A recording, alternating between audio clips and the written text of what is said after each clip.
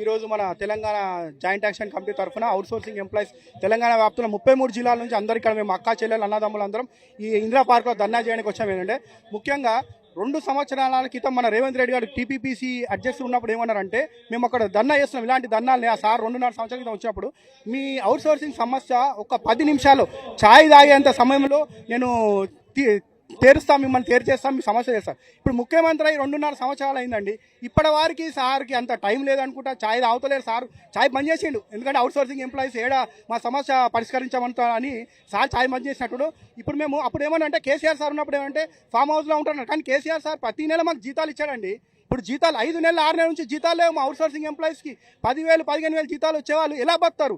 ఇంటికి ఏం కట్టుకుంటారు? పాలు నిత్యావసర వరుసలు, డ్యూటీకి పోవాలంటే డబ్బు లేవు. మహిళల కంటే ఆధార్ కార్డు ఇచ్చావు రేవంత్ రెడ్డి సార్, నీకు ధన్యవాదాలు. 6 రోజులకి ఇచ్చినాం. మగవాళ్ళకి మాకు ఇవ్వండి సార్, లేదా మేము చీరలు కట్టుకోవాలా, లంగాలు కట్టుకొని పోవాలా డ్యూటీలకి?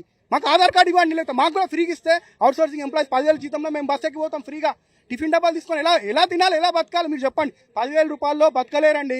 మేమేమంటున్నాం అంటే మా వ్యవస్థని, అవుట్సోర్సింగ్ వ్యవస్థని రద్దు చేసి, ఏఎన్సీ వ్యవస్థని రద్దు చేసి ఒక కార్పొరేషన్ తీసుకురండి. కార్పొరేషన్ నుంచి మాకు, ఎందుకంటే 7,000 రూపాయలు ఒక ఉద్యోగం నుంచి ఏఎన్సీ వాళ్ళు తింటున్నారు.